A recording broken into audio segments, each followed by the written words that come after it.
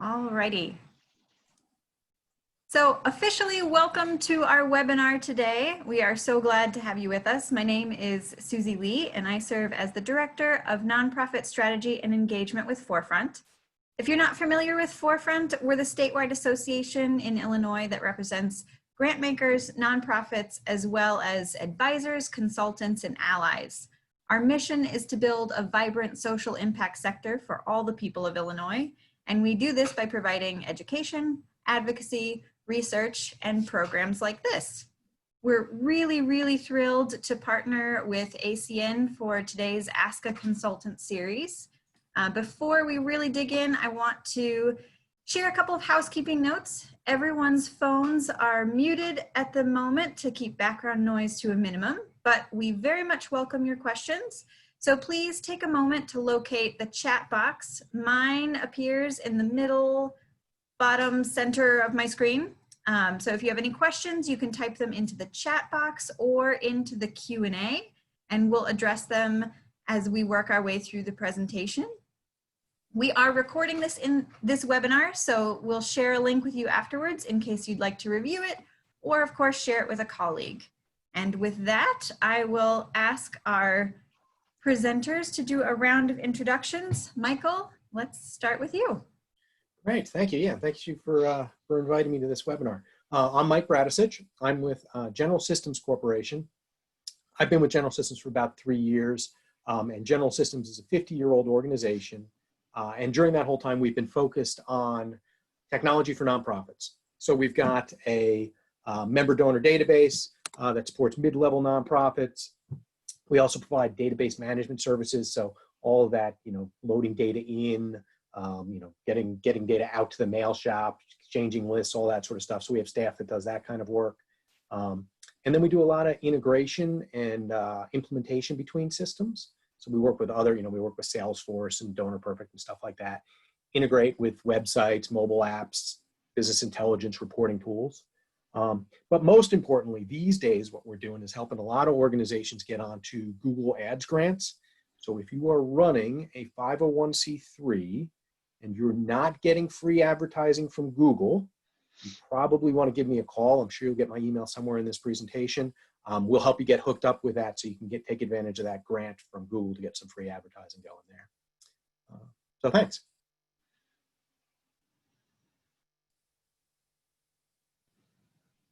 Passing that to... Me next? Yes, ma'am. Okay. Hi, everyone. My name is Heather Eddy, and I run a consulting firm called Keys. And we are primarily an executive search, human resources, and leadership development organization. Many of you might get emails from me, especially if you're in the Chicagoland, in terms of different projects and searches that we do. An aspect to Keys, and part of what I'll be speaking to today, is we have been a virtual company and a virtual team since 2014. So COVID was nothing new for us. We wondered what happened to all of you for 2 weeks in March, because for us it was business as usual, but we recognize much of the world stopped that was not used to operating in a virtual team capacity.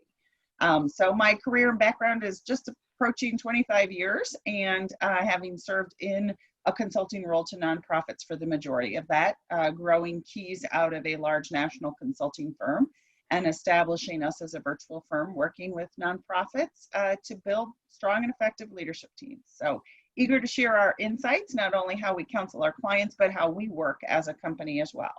Thanks. Connie, on to you.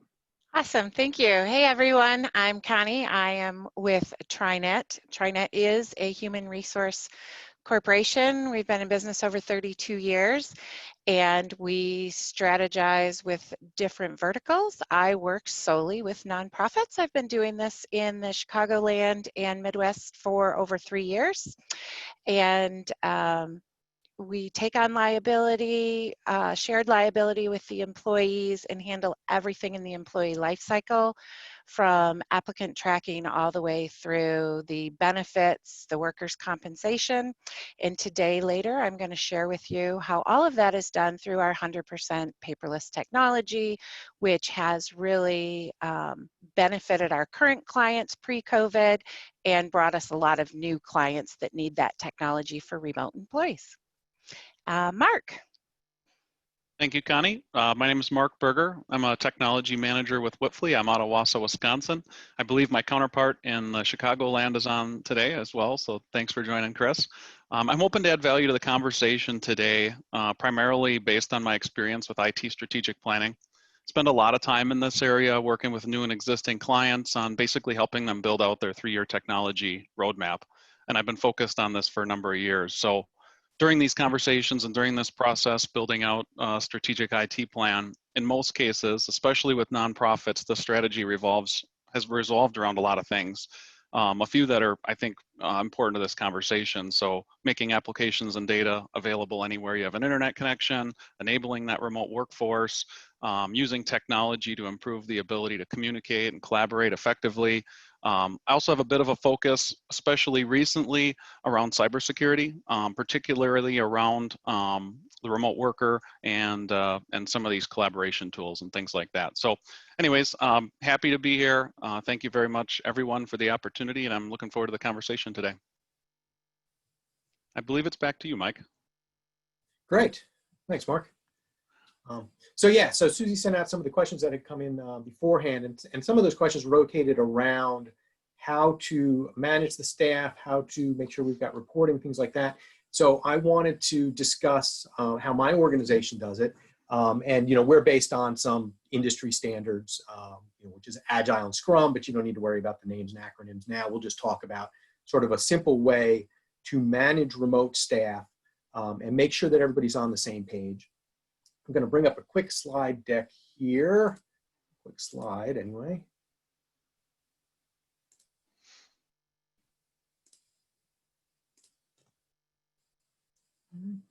And the way that we manage the day-to-day operations of our organization is through a series of meetings, which are listed here. And again, we didn't invent this. This is this sort of methodology has existed in the IT space for about a decade. But is now applicable outside of IT. So, if you're running marketing, or even we've got some organizations with scientists, which is a little bit more difficult, but they are able to adopt a similar approach as well. And the idea here is a series of meetings keep everybody moving forward, because what you're missing when you're not in the office is sort of the organic conversations that happen in the hallway, the ability to pop into somebody's office and get a status update. All of that is gone, and there tends to be more friction in that sort of thing. So what we do is a daily stand-up. This is a short meeting, and all of these meetings are time-boxed. So this is a short meeting, usually 15 minutes, where everybody goes through and tells us what they did yesterday, what they're going to do today, and whether there's anything that's holding them up, right? If somebody's getting stuck, you'll hear them repeating day over day, well, I'm still working on this, I'm still working on this, I'm still working on this. That should be a flag that, we need to get some support in there, we need to figure out what's going on, we need to help this person move forward. And of course, if somebody says, well, I was working on that, but it all blew up in my face, you get to have that conversation. Other team members can contribute in order to move everybody forward towards those goals. All right. The next question is, what are our goals? And so we have a planning meeting. We do this every 2 weeks. Different organizations do it at a different pace. But during the planning meeting, we all get together again as a team. We decide what it is that we're going to accomplish over the next week. And then we decide whether or not we've got enough information on each one of those tasks to actually get it done, right? So we need to make sure that we know what it is that we're going to be doing, and that we have enough detail of that we can actually dig in and start marching in that direction, right? And if there's not enough detail, then we have that discussion. We see if we can gather up those requirements. If there's things that we say, well, if I do this and that and the other thing, I'm probably not going to have time this week. So what do we need to prioritize? So there's a lot of prioritizing in that meeting. And for my organization, that meeting goes about an hour. We do that on Monday morning to start off the week. Afterwards, we then have a retrospective. And this is the more difficult one. Here we sit down after the week or two's worth of work, and we discuss what went right, and more importantly, what went wrong. And we discuss how we can improve that. So we all get together, we discuss, what went wrong, and kind of come to consensus on what was the most important thing that went wrong over that period of time. And then we just said, what can we do to avoid that in the future? So this way we're continually improving these processes and just improving how we work together.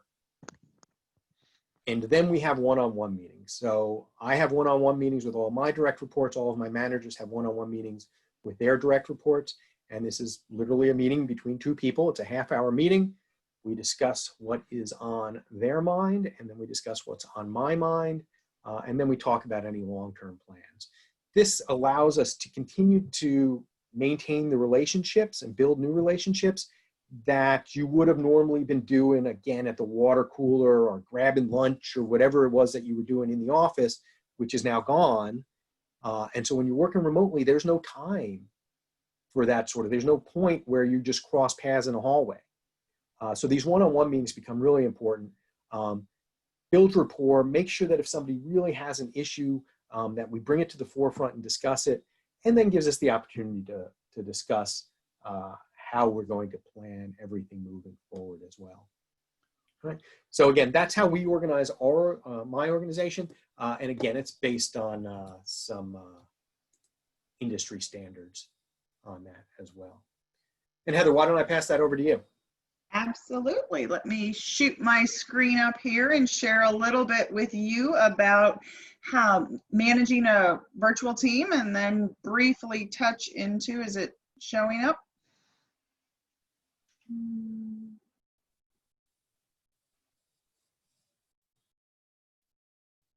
Do we see it full screen here? Yep. Okay, great.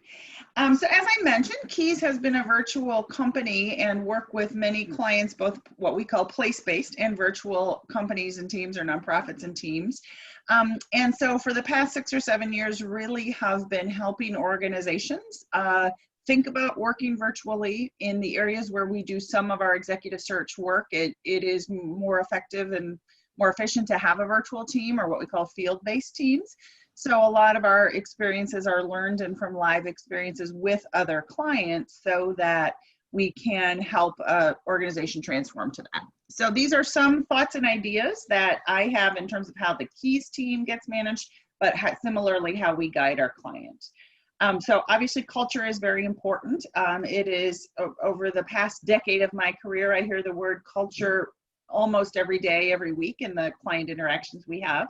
And with a virtual culture, you have to treat it differently. Just as Michael said, you don't have those water cooler conversations. You don't have the opportunities to greet the person at the front desk when you walk in. And so you have to be intentional as a team leader about ensuring that those interactions come together and that they're meeting everyone else's needs. Like Michael, our team, even though we were already virtual, we didn't before, but during COVID, we've set up 2 weekly check-ins. So we've just actually changed the format, and we have a Monday huddle for 45 minutes, just going over projects for the week. And we have a Thursday cocktail hour, just a little bit of social and a little bit of letdown, things that wouldn't normally happen in our workday since we're not all together. Building culture is important, and as a leader, you need to look at what experiences your employees bring to the table and how those experiences extend across the diverse factors of your team. So are people single? Are they married? Are they widowed? Are they divorced? Are they younger? Are they older? Are they mid-career? What do people like to do? All of those employee experiences and life experiences add to your culture.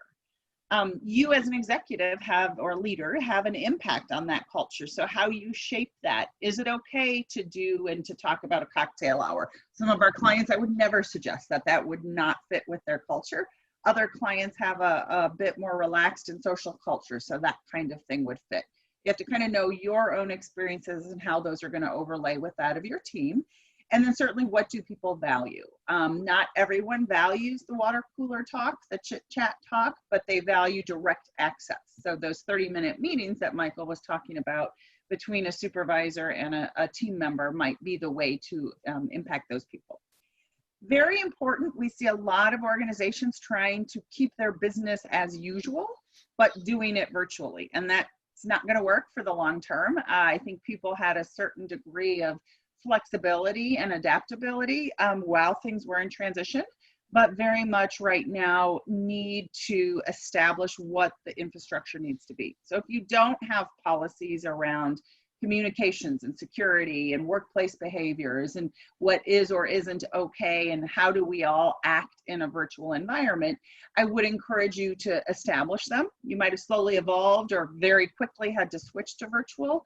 Now we've been in it for what, 3 or 4 months, and I would encourage you to formalize some of the standards of how your team or your company or your organization or your department will work as its new normal, however you're defining new. And lastly, and this is always a part of most of the work I do, I really like to stress and encourage that we recognize people. And most of all during COVID, I think it's important to recognize how people have had to change on a dime and accommodate this new way. And some people are not very comfortable with it. And then other employees just love it. They don't want to go back to an office. They don't want to have to physically interact with other people, whether for their own personal comfort level, whether for health level. So you got to recognize people where they're at. So recognize the change. Be sure you are continually and differently recognizing the success of your whole team as well as individual employees, and got to figure out a new way to do that. So many of the basic management techniques still apply. You just have to think about doing them differently. I think on that, I'll pause so we can get on to Connie, and then if there are questions about interviewing, we can take those in the Q&A. Thank you, Heather. Whoops, there we go. Let me share my screen here. And go. So technology. So the all-in-one HR platform that TriNet offers is giving our clients the ability to manage all of their employees remote. Over the years, we've had a lot of organizations that do have employees in other states, other cities, but now this affords everyone to continue business through applicant tracking, onboarding, through the technology. When a new employee is onboarded, they fill in their own W-2 information, the I-9 information, they fill the first part out, and then the administrator fills out the second half through virtually looking at those documents. They are able to put in all their own banking information, staying compliant. Policies, new policies need to be put in place for COVID per some of the government regulations, as well as all handbook is online. So the employees are able to see it, they're able to sign off on it, and the organizations are able to have that time and date stamped that is signed off on. So that's protecting the organization, keeping them compliant. As far as culture, we have the performance management piece that, you can cascade goals down, you can put timestamps on goals, you can do the performance reviews with quarterly, semi-annually check-ins. You can set that up however you want, but it continues to help you manage those employees. And then with the benefits, because that is part of what the TriNet co-employment model offers, is benefits. All of that benefit enrollment is also virtual. So this is eliminating a lot of administrative time on the HR team, the organization's leadership, as well as giving all of your employees that ease of use. We have time off tracking, again, another thing that's been put out there. Some of the time off has to be tracked now based on, allowing time for COVID family care. So that is all part of that technology platform. And then time and labor management. So, no longer are individuals at an organization where they can punch a time clock or where management can see them come in or out. So we have the time and labor management piece available. And we can even go so far as putting geofencing on there if it is an organization that needs to be sure that those individuals are at the said location or their home where they're supposed to be. And then, exit interviews, payroll. Lastly, we have the, let me just pull this down to the next slide. maybe. There we go. We do have our mobile application. So literally the administration and the employees can do everything except for processing the payroll through the mobile application. So all of those virtual employees, they have all of their pay stubs, they have their health benefit cards, and there's even the ability on there to have all the contact information for all employees, and there's even like an instant messaging feature through there. So just a lot of ability to really swiftly work remotely, eliminate a lot of cost of admin time and error through this virtual paperless technology, and take some of the liability off the shoulders as well. So Mark, I will stop screen sharing and pass it to you. Thank you much, Connie.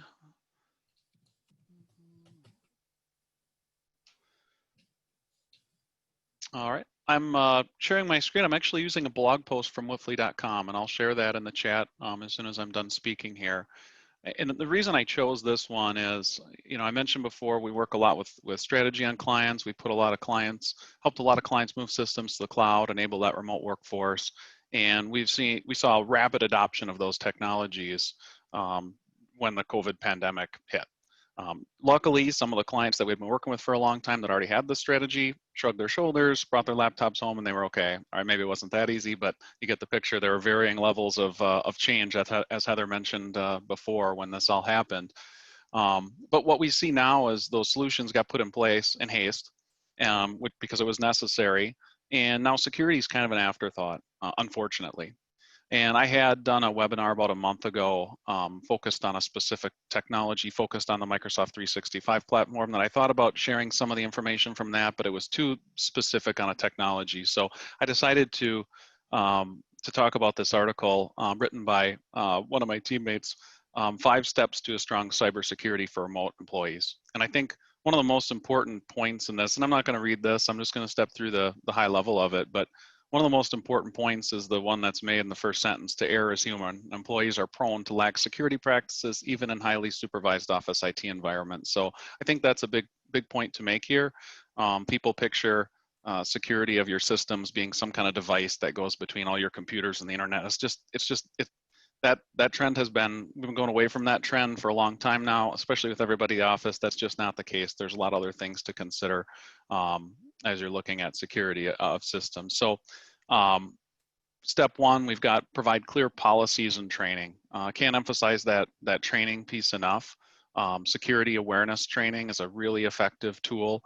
We partner with a company to offer a security awareness training platform, and they've got data that's over hundreds of thousands of users that have deployed training, and you can see when the training is implemented that people are less prone to phishing attacks and things like that. Because one thing that's nice to do is to implement the training alongside with some, say, social engineering tests, where maybe you send all employees a fake phishing email and see how many people fall for it, how many people click on it, how many people give up their username and password. Because ultimately, that's what's going to get you in trouble, is when they give up that username and password, and then the bad guys can get in. So that's a huge one. Setting standards for the devices they can use. I mean, if you have people that are going home and using their home computers to get in remotely, I think it's really important just to take a look at what the risk is in doing that. And depending on what kind of technology you're using and what kind of information they're accessing, and all sorts of variables, that can vary a lot. But I think that's an important thing to take a look at. Number 3, deploying the right security software. So security is all about layers. There's no one physical piece of equipment, like I mentioned before, that's going to stop everything. There's not even one particular software or anything, but just looking at security and layers, there's a lot of things that you can do. There's technologies that can not only prevent things, but they can also detect suspicious activity. And so if they're detecting suspicious activity, are people following up on those things and watching them that way? So there's a lot that can be done with the right solutions in place. 4th, giving your employees the right tools and ensuring that they use them. So we've got a couple listed here in this blog post. The password manager is really useful. that can be paired with your security awareness training, because when you talk about security awareness training, you're going to basically be showing people how to set strong passwords. You're going to be encouraging them not to reuse the same password or just increment the password, because you know a lot of attacks happen. Say someone gets into your Facebook account. If they want to get into your systems, they'll take that password for your Facebook account and now try to get into your organization's resources through your remote access, through your Google or your G Suite or your Microsoft 365 or whatever it is. So the password manager can be a really effective tool. The next one is a really important piece that we've been stressing, and that's two-factor authentication, sometimes referred to as multi-factor authentication. I mean, really, we've gotten to a point now where passwords are just kind of a weak way of protecting access to systems. They're easily guessed. People set weak passwords. It's easy to trick people through phishing email and other techniques on giving up those passwords. And if you can get to your systems from anywhere with a username and a password, I would take a close look at what other controls you have in place, what kind of information could be exposed if somebody got in there. And I think, Connie, you mentioned as well, geofencing, that can be another piece of this as well. So maybe you're you know, if you look at a two-factor authentication technology, maybe everybody in your organization doesn't have a smartphone that they're willing to use to receive a text message for that two-factor authentication when they log in. Or so in those cases, you can actually set up rules to say only allow logons from my office or my office's locations, and that's another way to kind of protect you from those password-based attacks. And then finally, is we've set up remote access virtual private network. I would extend this just to say set up secure remote access to whatever systems you're getting into, and that varies based on the system and whether it's cloud or in-house and what type of system, what type of information is in there. But just taking a look at that, if you are using a VPN, we also encourage using multi-factor authentication in there as well. If I could put in a step 6 in here, this wasn't written by me, I would put in this one's pretty simple, and it sounds more like of a maintenance housekeeping item, but manage your user accounts. It's unbelievable how many attacks are based on accounts for, you know, employees that aren't with the organization anymore, and they're sitting there enabled for years and years and years, and then an attack happens, and you know, you're slapping yourself on the forehead because if you had just disabled that account when the person left, you could have avoided the whole thing. And then paying particular attention to the administrative accounts. So, you know, I can't tell you how many organizations I've went into and we reviewed the user accounts in the organization, and you'll see people that don't need to do administrative functions in a system having full control of everything and administrative access to everything. And that just makes your risk profile so much larger when you have that. So it's just important to take a look at, you know, who has keys to the kingdom and minimize that to as few people as you can.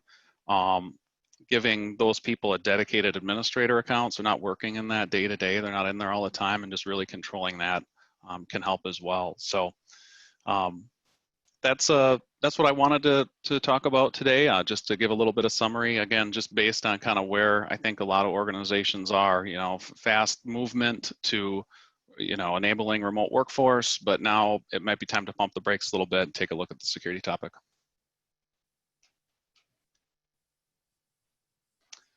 All right, that wraps it up for me. I don't know who are we passing back to Mike? Are we open up to Q&A now?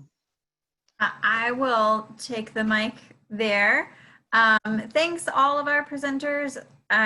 When we first were talking about this subject, we were saying, you know, I really hope we can find a breadth of experience to speak to, and this panel is really exactly what we had dreamed of, so I'm thrilled to have you all together.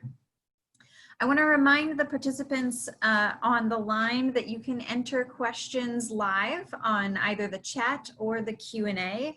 We had a few sent to us earlier, so I will start with one that I think applies to really all of you in a slightly different way. So the question is, what challenges do you anticipate managing a hybrid, meaning a remote and an office-based team? I think I can start with maybe some of the cultural issues there. What we found when we first went remote was that people were waiting to talk to each other until they got in the office, right? So we weren't full remote when we started. It wasn't, this is 6 years ago. And we said, well, everybody will be 1 day off. And then eventually we went to everybody will be 4 days at home and 1 day in the office. And what happened was everybody waited for that 1 day to have all conversations. And then what happened was there wasn't enough time in that day. So then everybody punted those conversations to the next week. And everything just started dragging on. So one thing to be aware of, if you are going to do a hybrid approach, just make sure that you still adopt that culture of being able to reach out and communicate remotely and not waiting for everybody to be in the office, not using that as a crutch.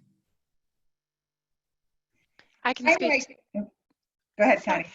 I was just going to say, I can speak to some of the things that I know that prospective clients or now current clients had faced in the past when they started to branch out and hire a remote employee, say in another state, something like that. And they had a lot of paper processes in place. They had a lot of processes where the individual had to be across the desk from them or do something manually with paper that did not, bode well with that remote rep. So when you have a hybrid team, if you set it up to stay compliant and keep things accessible for the remote reps and train the headquartered on-site reps to utilize that same system, it will keep things flowing a lot easier through the administration side of things. One of the experiences that I would share is when our personal team went all remote, we just did it cold turkey. So everybody had to move from place-based to virtual. When we see hybrid client situations, our advice and our encouragement is do it the same. So every meeting is if you are there either in person or if you're by video. So if those that are in the office on that day, if you're doing an A/B work schedule or a split schedule to reduce the number of actual people in the office, ensure that you have the appropriate number of video screens, the appropriate bandwidth, so people in the office see and interact exactly the same as those people that are virtual that day, if you're doing team meetings or group meetings or all staff meetings. So try to keep a balance and try to clearly define what should be what we call kind of place neutral, virtual or place-based, and then what are some of the things that really in office can be done and really should be done virtually. A lot of it is restructuring how people think. It's not as much reshaping how people do their work. Awesome, great. And I will also ping for our other presenters. We had a question in the chat asking for what the best way to contact you all is. And thanks, Mike, for throwing your email address in the chat. So for our other presenters, if there's a good contact that you're willing to share. Oh, there we go.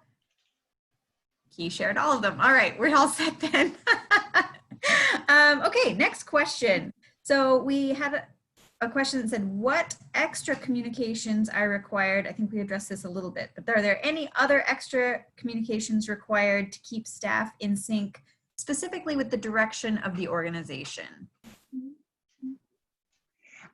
I am accused often of being an over communicator. I've got actually some clients that were on the registration list, so you're certainly welcome to jump in. I believe you can never communicate enough.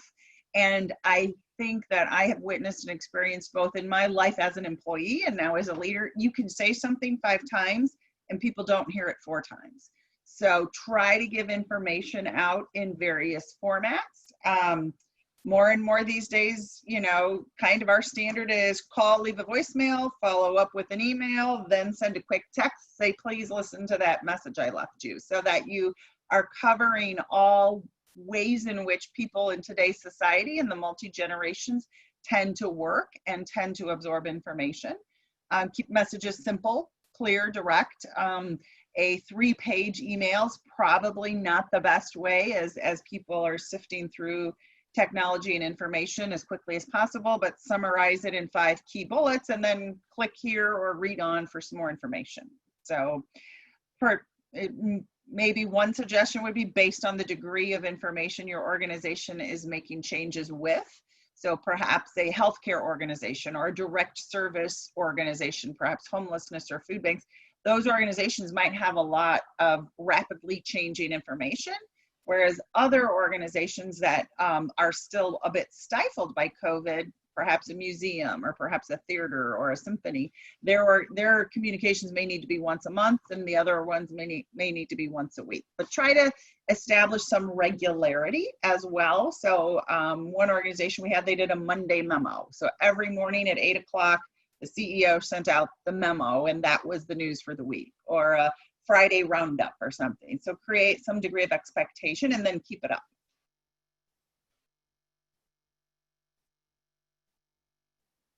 As far as meetings go, my other advice would be do time box. When you go into a meeting, set the amount of time you're going to be in that meeting, and be quick to pull the trigger if a side conversation happens and say, you know what, we all don't need to be part of that. Let's have that conversation afterwards.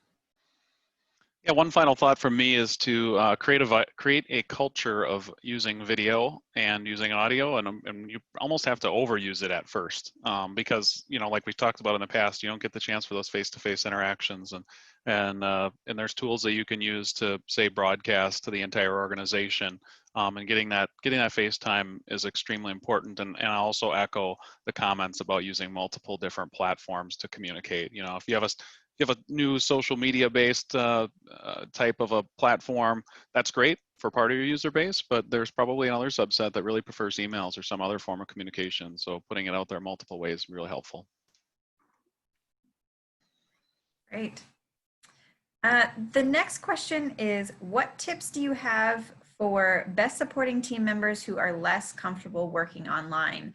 I know, speaking from our team at Forefront, we actually just had a survey go out to all of our staff that said, okay, you've been working from home for a while. What are you missing? What do you need to be your most effective selves working from home? What all would the rest of you experts add to that for how you can figure out what your team needs to be their most successful selves? A survey is a great idea. Because everybody is at a different format. I spoke with this woman yesterday, and in our 30-minute call, she probably said, oh, I hate this. Oh, I hate this. I don't like the internet, probably 20 times. And I began to feel like once or twice was fine. But after that, like, okay, we still are having the conversation. This is how we're doing it. So it's recognizing that people at all career stages and points are more or less comfortable. Some people that we work with, candidates in interview, they don't want to do a video because they haven't been to the hairdresser in 3 months. And that's a real valid concern. They want to present well and look well, but yet they've got 2-inch roots. And so those are realities of today. I think it makes us more human if we recognize that. And so not just saying, are you comfortable with this way of work, but maybe what 3 things would make video interface more comfortable? Look for specifics. Look at how you can listen to very specific concerns. We set up a lot of coffee chats through all departments across all across the United States to just really get people comfortable with utilizing the video. You know, we at TriNet use the Microsoft Teams, and having that 365 Teams going onto that platform in the midst of COVID, which, you know, was already planned, but it was perfect timing.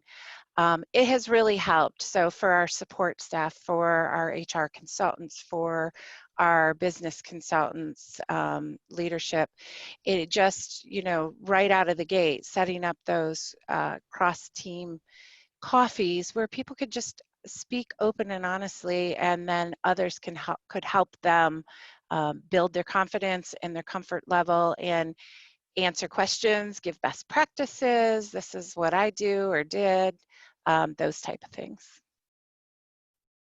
I'd also like to add one comment to that point, whether it's a coffee hour or virtually happy hour or however you do it. What I actually saw happen at Whiffley is when we had these type of meetings, we put a theme on each one of them. And to be completely honest, don't normally like that kind of thing, but I really thought it was useful this time around because we had like an 80s theme one day. And people that were probably nervous to turn on their video prior were dressed up in their like 80s costume, and they were turning their video on and laughing and having a great time. And I feel like that probably helped them moving forward just to get more comfortable with the concept. This is a great point that we can still bring some fun into all of this change. I like it a lot. All right. Next question I have is, should we have employees write weekly reports? Would you have them write weekly reports if they were in the office? That might be a question. Think about how you're managing that. Do you trust your employees any less now that they're remote? Obviously, Connie, she goes to the beach all day long, so you can't really trust her at work. But it really depends on, I would urge you to think of how you did work pre-COVID, recognize those changes, and maybe it's monthly, not weekly. But if you've never asked for weekly reports before, asking for them now may convey an instant sense of distrust.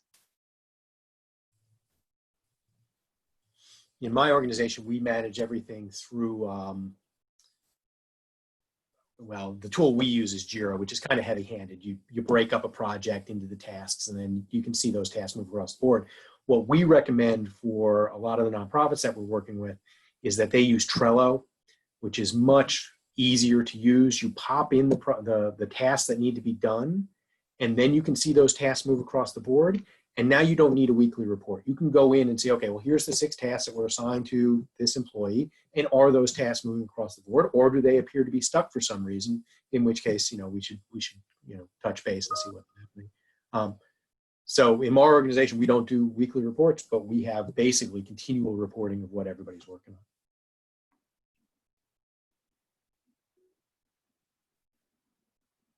on. All right. And just a reminder to the participants again, feel free to enter any questions that come up in the Q&A or the chat box. So the next one we have, how do we deal with employees who get hurt while working at home? We have OSHA and other federal rules for on-site workplaces, but how does that translate to work from home? As a manager or a team lead, how do we assure employee safety? And before we get any answers, I do want to just sort of put an asterisk on that one and say we are planning, hoping, fingers crossed, to have someone from OSHA at a future Ask a Consultant. TBD on that one. But in the meantime, folks that we have here, what suggestions do you have?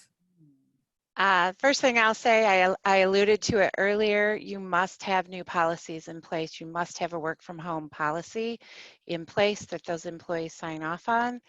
And as assigned as a remote employee, then your workers' comp, because that is also something TriNet does, that's part of that shared liability and risk, is we provide workers' compensation for all of our 18,000 clients and their employees. So to speak high level to that, have the policies in place so they understand, and that is a workers' comp claim.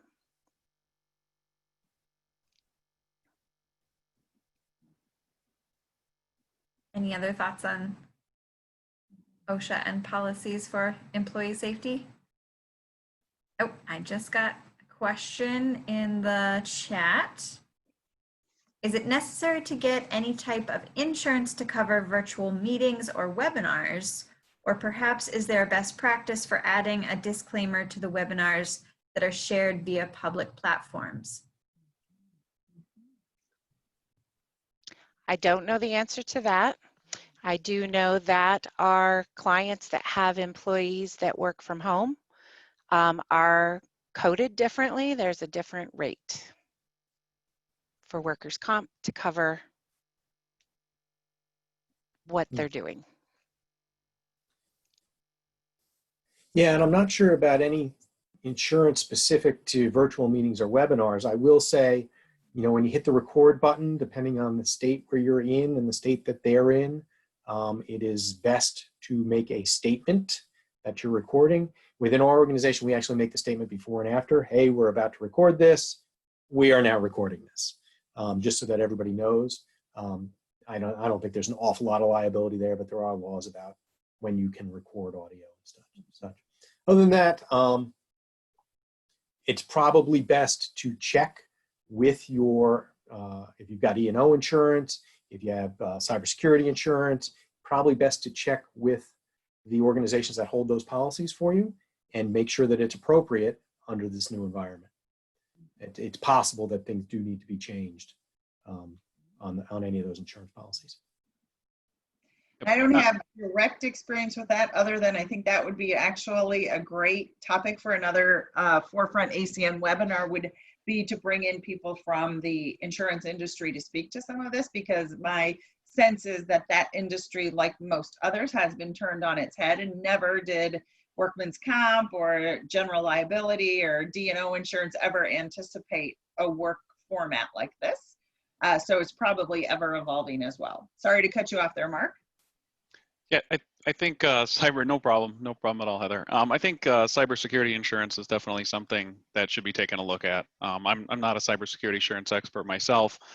We've got a few contacts we could potentially refer you to. I would just make sure that who you're speaking with is experienced and competent in the area and can give you good advice on the topic. Because I mean, I've been in this field for 15 years now, and I've heard of clients working with clients the whole time, and in my first 10 years of my career, I maybe heard of a client using cybersecurity insurance once or twice, and lately it's it's way more than that. I mean, in the last year, I've heard several instances, so it's becoming more frequent, and there can be a lot of financial loss that are coming from some of these attacks. So the attackers are getting a lot smarter. They'll kind of, for example, if they get into your email account, they'll sit there in the background and just wait for the opportune time to jump in with the right email. I mean, I had a small client that was selling a piece of equipment to a customer of theirs, and they jumped in, and it was hundreds of thousands of dollars lost. And so this is small organizations too. So anyways, we're a little off topic from the original question, but I think it's still relevant to mention today.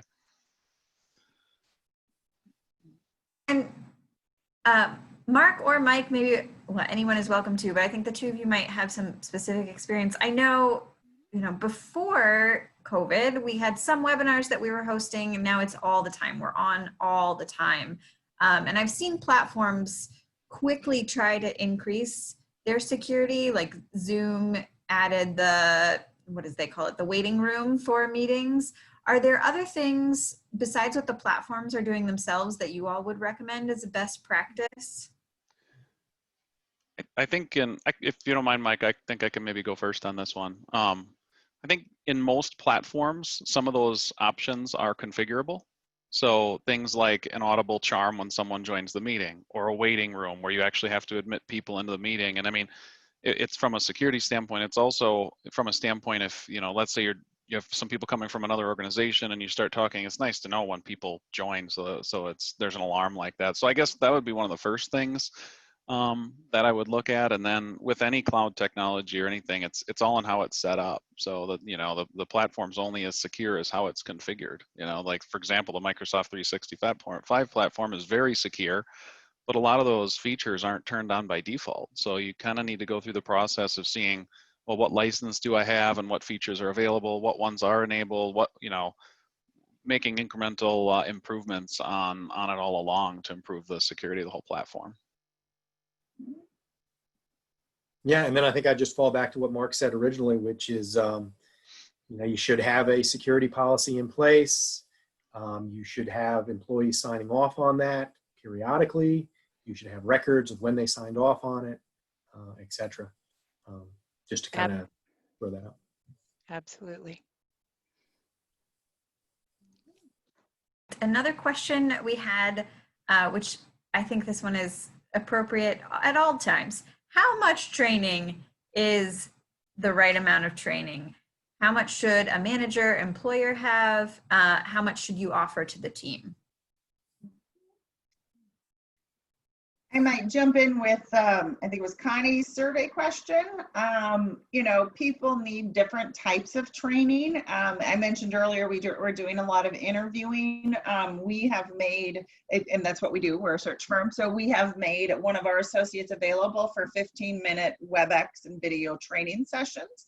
We've also written a couple of blogs. I think it's finding out what your team needs. So if there is a weekly Monday meeting and everyone is expected to be performing in at such and such a level and conducting online chats and doing polls and sharing screens and things like that, make sure people are comfortable with that. No one wants to look ridiculous in front of their colleagues. And so you want to make sure people are comfortable. one of the interesting ones, and looking at the list, I don't think I'm going to cross any bounds here, is a lot of our clients and a lot of your clients work with the board of directors.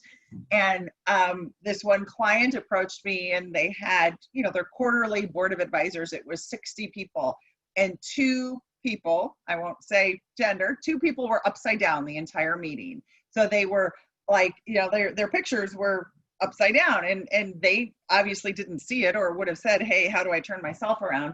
And then while some people were calling them, trying to help them, 2 other attendees didn't know how to use mute and started saying, hey, look at them, don't they look stupid?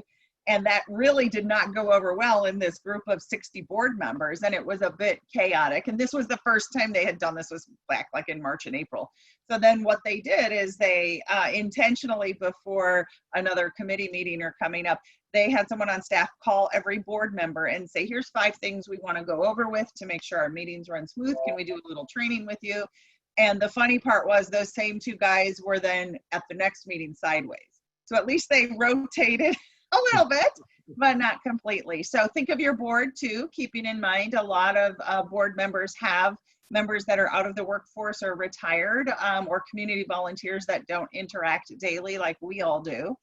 So training for the board is very important, but offer it, survey it, see what individual and group training can be offered. Everyone will do better.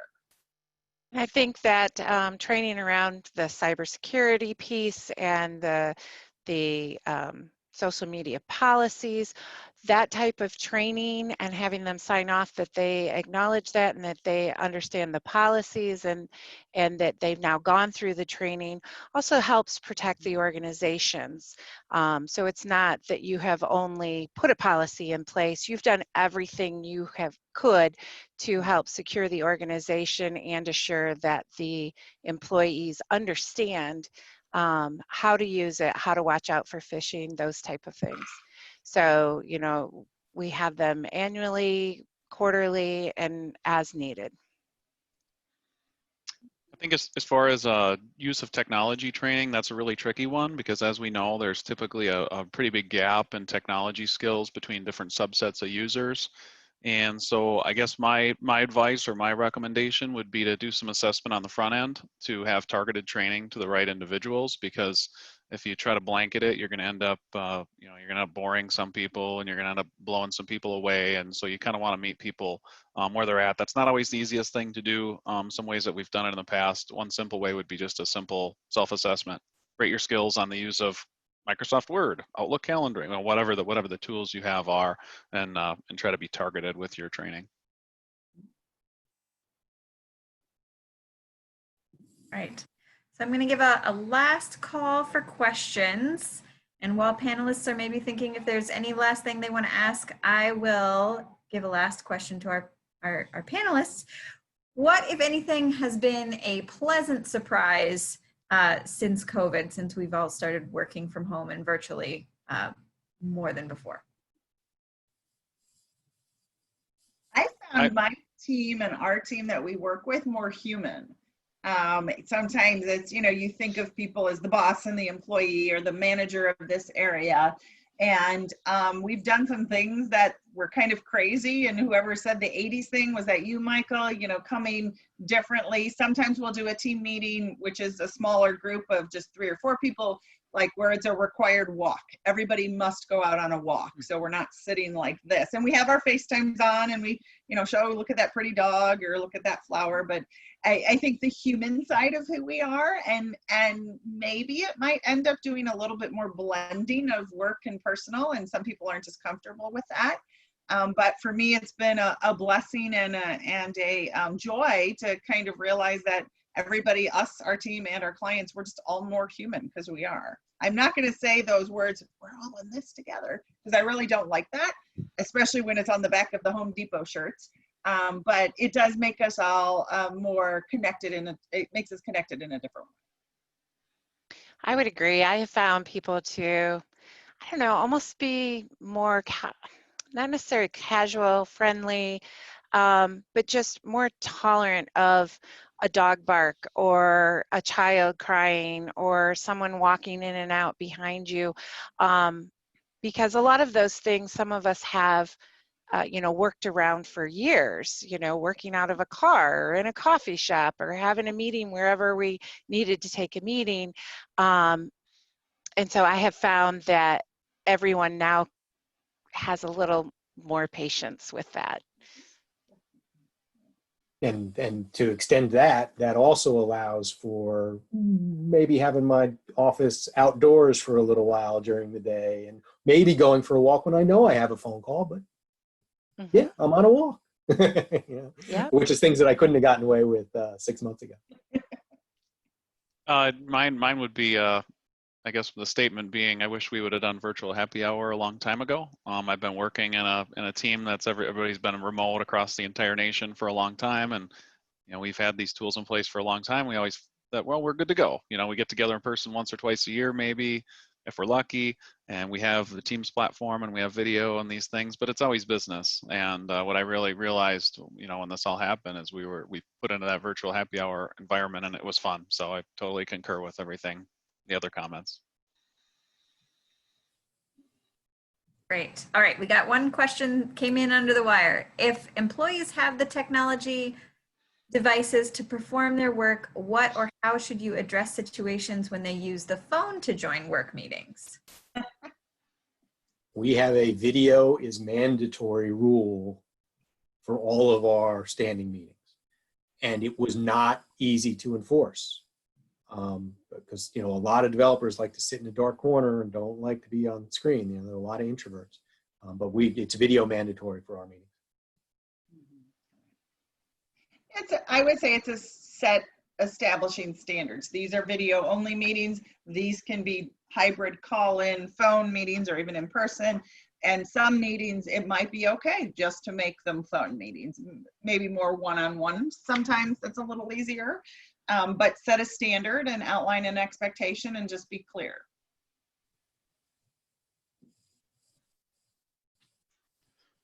All right.